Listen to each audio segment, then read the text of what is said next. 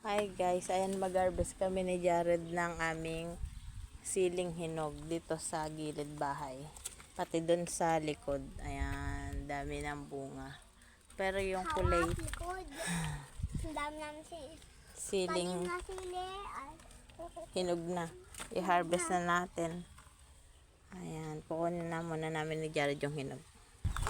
So ayan na guys, yung na-harvest ko doon. Kinuha ko lang yung hinog.